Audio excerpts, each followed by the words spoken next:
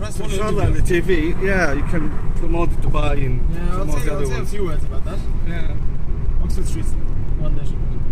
It'd be good for them to come to the country. I love London, man. You like it, yeah? Yeah. Some of the architecture in London is really, really only good. some parts, you don't know. Like No, yeah. Some parts are disastrous. You must appreciate that.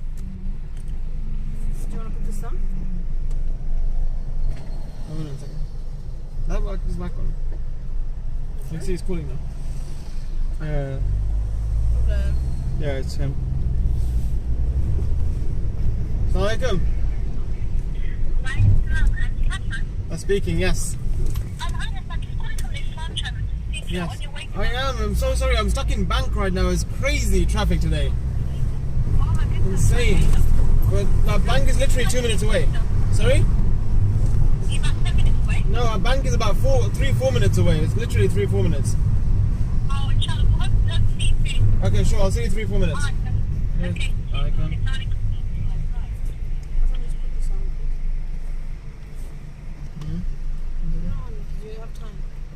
It seems like they weren't bothered. 10 minutes, they said. You heard? Yeah. Maybe the 7:30 is actual time. Yeah, maybe put it early time. Hassan trying to dress himself in the car, change. Turn right onto King William Street. We will. Straight onto Lombard Street. Wait.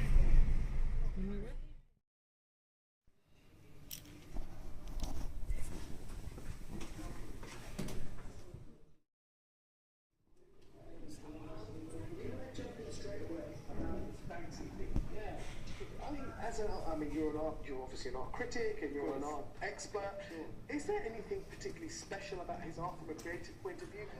As a art, it just something catches on and it becomes phenomenal, which everyone likes to see. It's beautiful and people admire it. And like we've seen with so many of our artists, when something just takes off, people just love it. You just want to see it everywhere.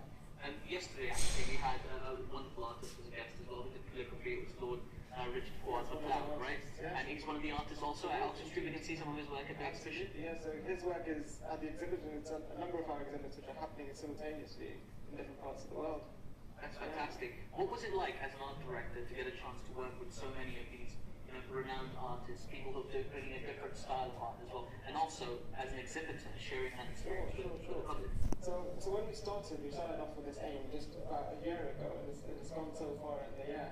We started off to kind of understand where artists come from when they want to exhibit their work, or want to showcase their work. We want to know the hidden story, which a lot of people don't know about their work. And he said Islamic art lacks this, because when I look at an Islamic art piece, I think, wow, it's beautiful, but I don't know the depth behind it. I don't know his story or her story.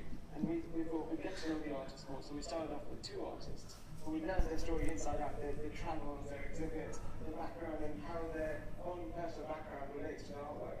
And I find you get to understand the art on a more personal level, and so that's what we want to kind of exhibit. I think it makes a big difference, actually, knowing a little bit about the artist. I mean, if you look at the classic case of Van Gogh, I think the fact that he chopped his ear off was a bit batty. It makes a great big difference to the value of his work. I think you'll have that kind of story with it. If I could turn to you, Shaquille, you thought that was funny, did you? What about that? I mean, you're a spoken word artist. Yeah. Are you into visual art as well? Is that something? Definitely. I love visual art. Yeah. Definitely.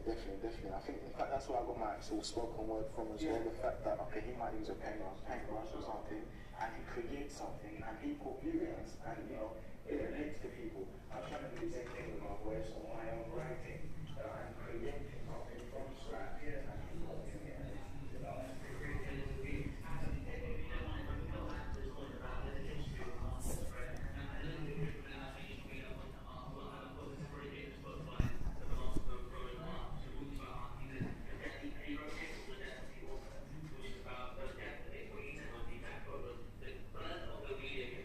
Say hi to the camera.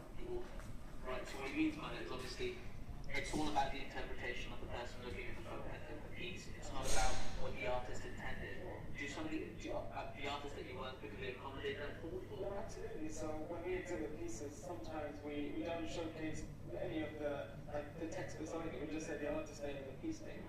And so, for instance, we have a piece called Distraction, which is exhibited on Oxford Street. And this piece has a woman praying, and there's a million forces and colours pulling against her, and there's a word core at the bottom. Now, whenever like I've shown this piece to so many people, and everyone has a different opinion. And then like I wait for about 40 minutes, half an hour, and then I told them this is what the artist's interpretation was. And to allow people to think and interpret a piece in a different way, it just shows the value of art. It shows what art is capable of. Whom are you texting? My family. I mean, the exhibition at the moment is in Oxford Street. That's right. And you've called it Street Spirit in the spirit of Oxford Street. How excited are you about that, and what sort of response has there been to the initial publicity? Sure, so it's the first ever Islamic art exhibit on Oxford Street, and for most of London, this is on this level, it's probably the best one which has been done. And we're showcasing about 30 pieces from artists from Australia, the US, Dubai. Islamic art's quite trendy at the moment, isn't it? As well, we've had Christie's in here, we've had Sotheby's, and all sorts of people on Living the Life talking about their Islamic art. I mean, that was much more classical art, not street art, but it is quite contemporary at the moment, isn't it? The subject of Islamic art. Sure, absolutely. It's really picking up because I think it's just with Islam being in the media and as a focal point, people are trying to show the real Islam and showcase the colour within Islam, and art just does that well. It does, and I've got to ask you actually, you mentioned artists from all over the world, from Australia, it's Peter Gould. He has a piece there as well. I think that's worth coming alone. No, you must come and see that. This piece was just completed about 2 weeks ago, and it was first released at Oxford Street Exhibit. And it will be travelling with us hopefully to Dubai next week.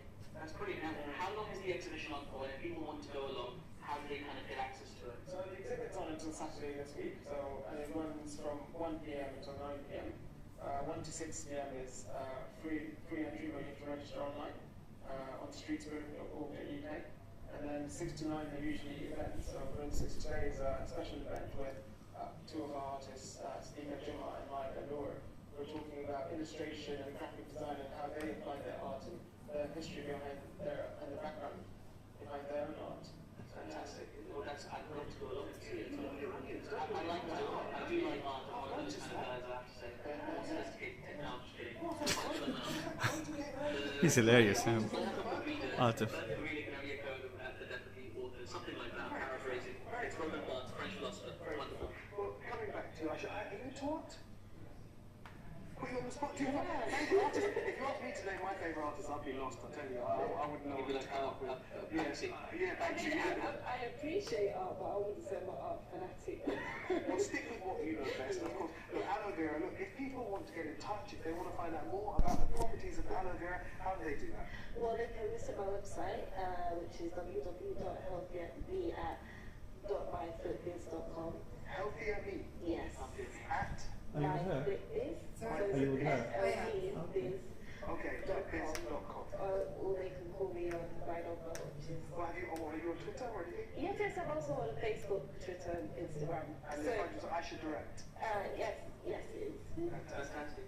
Now, Shaquille, if people want to get in touch, obviously before we go, we're going to make you do a spoken word poem. Don't go in there. But before you do that, how do people get in touch if they want to find out more about it? Okay, That caught you. Our website launching in about 2 weeks, inshallah. I'm really excited about that. I can't wait for that. I'm a big kid, to be honest. Yeah. That'll be www.shaquilleromero.com.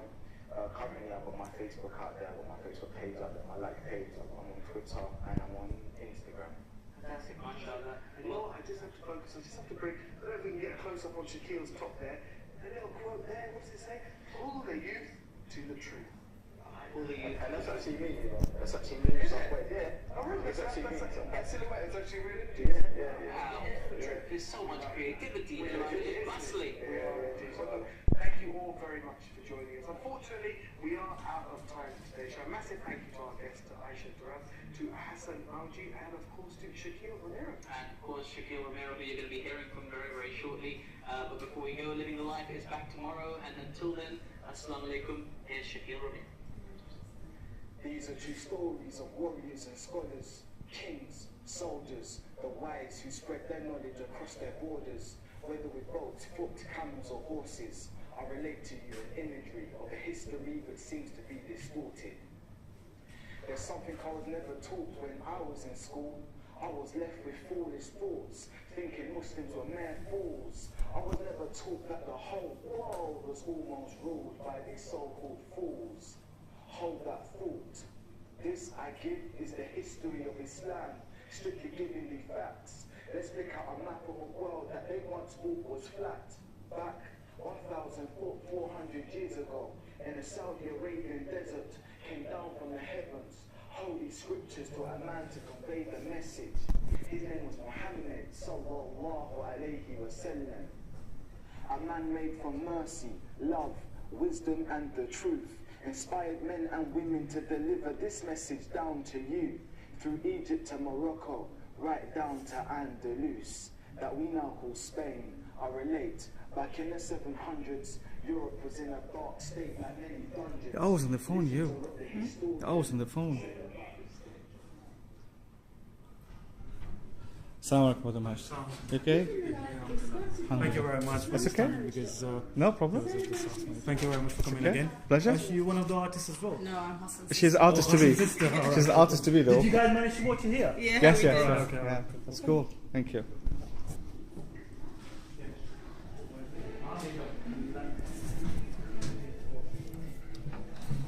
Oh yeah, mate. That was good.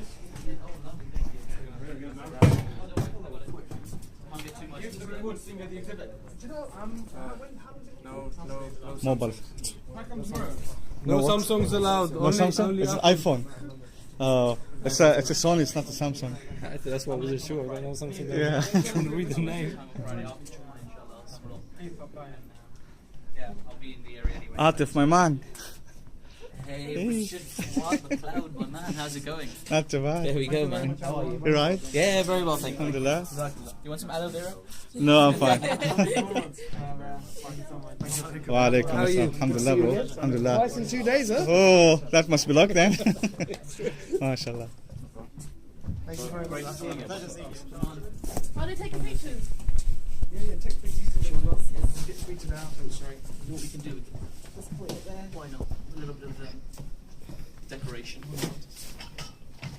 One. Got it? Yeah.